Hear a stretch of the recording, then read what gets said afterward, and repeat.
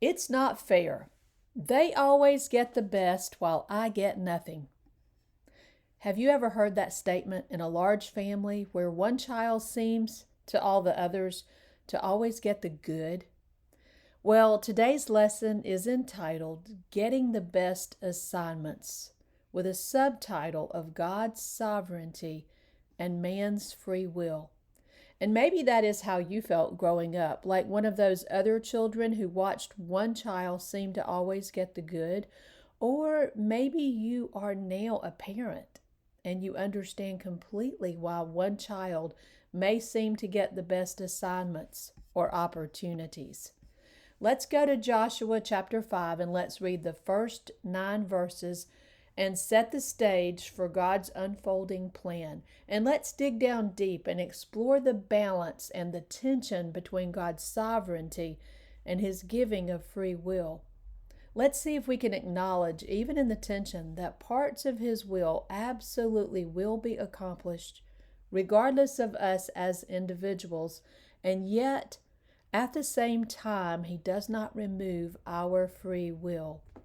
And finally, let's see what this has to do with assignments, the children of Israel, and Joshua chapter 5. So let's begin by reading those first 9 verses. And it came to pass when all the kings of the Amorites, which were on the side of Jordan westward, and all the kings of the Canaanites, which were by the sea, heard that the Lord had dried up the waters of Jordan from before the children of Israel, until we were passed over, that their heart melted, neither was there spirit in them any more, because of the children of Israel. At that time the Lord said unto Joshua, Make thee sharp knives, and circumcise again the children of Israel the second time. And Joshua made him sharp knives, and circumcised the children of Israel at the hill of the foreskins. And this is the cause why Joshua did circumcise. All the people that came out of Egypt that were males, even all the men of war, died in the wilderness by the way after they came out of Egypt. Now all the people that came out were circumcised, but all the people that were born in the wilderness by the way as they came forth out of Egypt, them they had not circumcised. For the children of Israel walked 40 years in the wilderness, till all the people that were men of war which came out of Egypt were consumed, because they obeyed not the voice of the Lord, unto whom the Lord sware that He would not show them the land which the Lord sware unto their fathers that He would give us, a land that floweth with milk and honey. And their children whom He raised up in their stead, them Joshua circumcised, for they were uncircumcised, because they had not circumcised them by the way. And it came to pass, when they had done circumcising all the people, that they abode in their places in the camp till they were whole. And the Lord said unto Joshua, This day have I rolled away the reproach of Egypt from off you. Wherefore the name of the place is called Gilgal unto this day.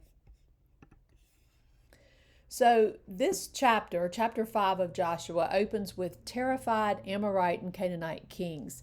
Now we remember that the fear of the Lord is a blessing to those who know Him and love Him, and those who walk in obedience to Him, but it's a terror to those who reject Him. And God had just dried up the waters of the Jordan for the children of Israel to pass over. Remember how He had allowed this miracle to be framed in the impossible and highly dramatized with strategic days of waiting, closely observed and highly visible memorials, and dramatic distance and timing. And all this was for the benefit of His people, but it was also for the benefit of the watching nations, because God was instilling into them a fear of the Lord. Now, the fear of the Lord causes God's people, those that know Him, love Him, and reverence Him, it causes them to reverence Him more out of a holy awe and wonder. And then out of that reverence comes trust and obedience. But let's back up and remember when Moses sent in those first 12 spies to spy out the land initially, and how they came back with a bad report. Somehow at that time, that generation, their fear of man had become greater than their fear of the Lord. And remember how their report caused doubt in the people? So let's follow this sequence. Doubt leads to unbelief, and then unbelief leads to disobedience. And it was this disobedience that caused a breach of promise and disqualified the people from entering into and taking the land. So instead, that generation, they were sentenced to wander in the wilderness for 40 years and then die there. And we know that from Numbers chapter 14. And since they were disqualified from receiving the promise of the land, the sign of that promise or covenant, which was circumcision, was not performed during these 40 years in the wilderness. But now let's fast forward back to Joshua chapter 5, and we see a new generation that was going to step back into God's promise and would therefore need to embrace the sign of that covenant relationship, which was circumcision. And the dictionary definition of covenant, it means an agreement, which brings about a relationship of commitment between God and his people. So we see that there was responsibility on both sides to being in this covenant. And the people's part was to keep their side of the covenant of the commitment, which would be obedience to God's commandment to be set apart, to be a set apart people signified by the act of circumcision. We know that from Genesis chapter 17. So what's the application for us? Well, under the new covenant, we are to circumcise our hearts according to Deuteronomy 10:18. Circumcise therefore the foreskin of your heart and be no more stiff-necked. So what does that verse mean in practical application? It means obedience, which always comes out of humility. It means faith, which always is manifested by that obedience, and hope and love. And I would encourage you to read that passage, Deuteronomy 10:12 through 22. So the males of the children of Israel also had to be circumcised before they could celebrate the Passover on the 14th day of the month. So it was a sign of being in that Abrahamic covenant with God, but it was also a requirement for them to celebrate the Passover. Now remember that they had crossed over the Jordan on the 10th day of the month, and that was the day that the lamb for the Passover was to be set aside. And just as they had not been circumcised since coming out of Egypt, so too they had not celebrated a Passover for 39 of those years that they were in the desert. But God was preparing them to once again celebrate the Passover, and his timing is perfect, even to the day that he brought them across the Jordan. And now we see that the old had to be removed before they could enter into their new lives, and circumcision symbolizes the removal of the old or the unnecessary.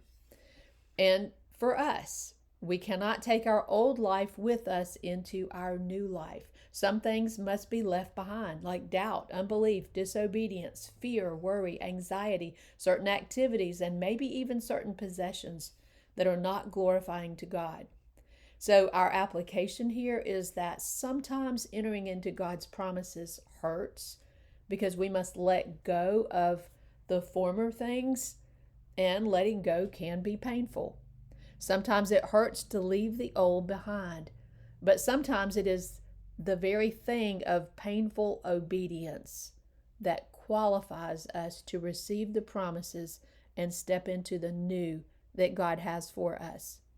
So after Joshua circumcised the people, they literally had a place called the Hill of Foreskins. We see that in verse 3 in the King James Version. And this is where they were leaving the old behind. This removal of the old also removed the reproach of Egypt from the people, according to verse 9 in Joshua chapter 5. So what was the reproach of Egypt? Well, according to Bible scholar Arnold Fruchtenbaum, the reproach of Egypt was the withholding of the covenantal blessing because of the lack of circumcision. So, can we then say that living outside of God's promises because of our own disobedience is then a place of reproach? I think we surely can say that. Therefore, the removal of reproach is a place of restoring glory and honor to God, restoring right fellowship with Him, and entering into His promises. So we see now, in this miracle of drying up the Jordan River, God had set the stage for what was taking place now. And it was setting the stage for the nation's protection, provision, and direction, in addition to getting God great glory and promoting a fear of the Lord. So there's a hint here for us. When we ask God for a miracle, will it glorify God? Will it promote a fear of the Lord? And will it set the stage for God's protection, provision, and direction in our lives? Will it propel us forward into our assignments or God-given opportunities? Will it promote obedience, maybe even painful obedience? Or are we seeking a miracle so that we can live our, quote, best life now? If we will learn to ask God according to His will for the sake of His glory, so that we can do the assignments that He has given to us, we will see greater miracles in answer to our prayers. But what does all this have to do with God's sovereignty and our free will, and in us getting the best assignments or the best opportunities? Well, God has a perfect will and a permissive will. His will always be accomplished, but He will sometimes allow that will to be accomplished in the framework of His permissive will due to His not overriding the free will of mankind. However, on the flip side of that remains true, but there is also a balancing truth that He allows mankind to have free will. But that free will never hinders God's sovereignty, and therein lies the tension and the mystery, because our human brains can't quite get around the mystery. Why? Because we're linear, living in one dimension of time, but God works in many dimensions of time, and He works from every angle, or we could say that He lives outside of time. Therefore, what's impossible and not understandable to us is completely possible and no problem at all for Him. So it was God's perfect will that the children of Israel come out of slavery and go and enter the promised land. And you know what? That will was ultimately accomplished. However, according to verse 7, God raised up the children of that Exodus generation in the place of the generation that came out of Egypt. So He raised up their children to enter into the promised land because the Exodus generation rebelled in unbelief by their own free will choice. Now, either way, God's will would be done. The children of Israel were going to enter into the promised land. But the individuals who got to participate in that will being accomplished changed. Are you starting to see what I see? Getting to participate in God's will being accomplished on the earth is a privilege. Partnering with God is a holy and awesome assignment. However, it requires some faith and trust, discomfort maybe even, waiting, obedience, and certainly the dying to one's own desires. Those who see and embrace this, including the uncomfortable part, are the people who get the best assignments or the best opportunities.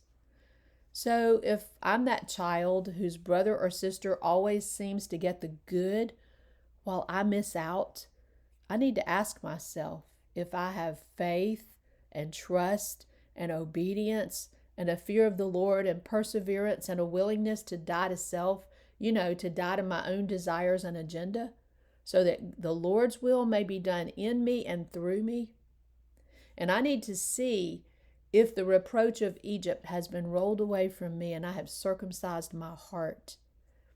And you know what the beauty of this is?